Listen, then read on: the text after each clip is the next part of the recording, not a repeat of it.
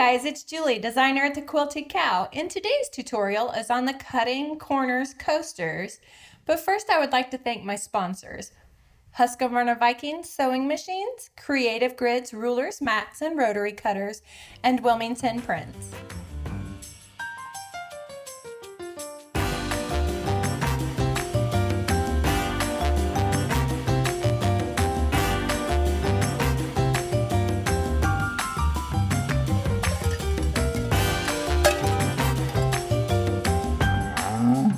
The helpful Heifer Cutting Corners Coasters is the perfect coaster for any of your needs. It is very cute, super easy to make, and it makes an adorable little set. You can find these kits on our website at thequiltedcow.com or on our Facebook Lives on Tuesdays and Wednesdays. Let's begin with the first step. Once you have your fabric cut into strips, the first thing we're going to do is to start sewing these strips together to form our four-patch.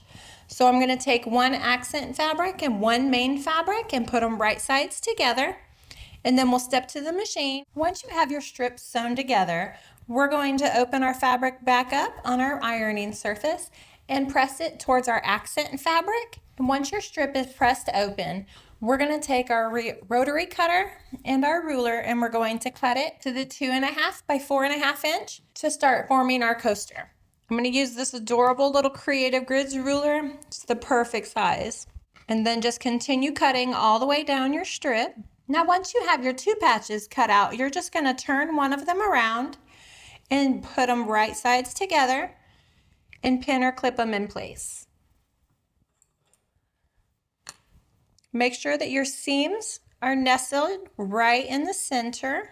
And I always like to put a clip right there just to be sure it stays there. Once you have your first one done, do the same thing for the remainder of your coasters, and then we'll step to our machine and give these a little sew.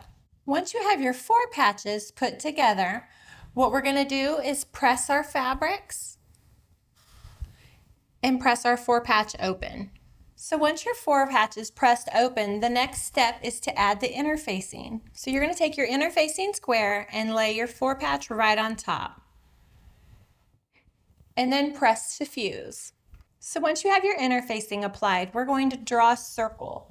To do that, you need to turn your fabric wrong side up, and then we're just going to place the center of our 5-in-1 sliding gauge, or whatever tool you'd like, to right to the center where the floor blocks meet.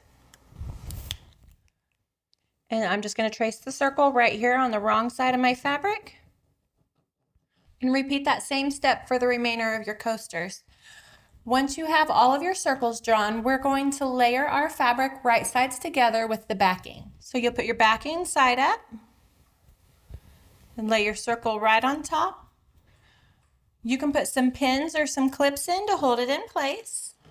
I'm just going to put a couple of pins right here near the center just to keep it from shifting while I sew. The next step is to step to your sewing machine, and you're going to sew right on top of this line that you've drawn. Make sure you leave a 2-inch opening for turning so we can turn it right side out. Once you have your seams sewn in, we are just going to trim roughly 1/4 inch right around the edge of our circle. You can add little cuts to help it lay better if you would like. Anytime you do something rounded, it's always best to add a little V or do a little cut right on the edge. Now to do the little cuts, I'm just going to do a couple little V's, roughly every 1/2 inch, every 1/4 inch, just to help the excess fabric lay better. Make sure when you're doing your little snips that you do not cut into your seam. Once you have snipped all the way around your circle, it'll be much easier to turn and it'll lay flatter. So find your turn opening, and we're just going to turn our coasters right side out. Go around and make sure that all of your edges are completely poked out. And now it's time for the fun part. You get to tuck our turn opening under and make it match up with your circle shape. None of them are going to be perfect. Just keep adjusting it until it looks rounded. Once you have it rounded to your liking, we're going to just press this real flat to hold it in place. I'm going to add a couple of clips just to hold my fold under. And you always want to double check that your back is lined up. If it's not, it's an easy adjustment. Just wiggle the fabric back out and give it another press. Or one of the final steps is to go to the sewing machine, and we're going to add a top stitch all the way around our circle coaster to close our turn opening and give it a nice finished look. And once you have all your top stitching done, repeat the same thing for the remainder of your coasters. This kit makes an adorable set of 4 coasters, perfect for all of your needs. You can find this kit on our website at thequiltedcow.com or on our Facebook Lives on Tuesdays and Wednesdays. Please like and subscribe for more tutorials, and thanks for watching.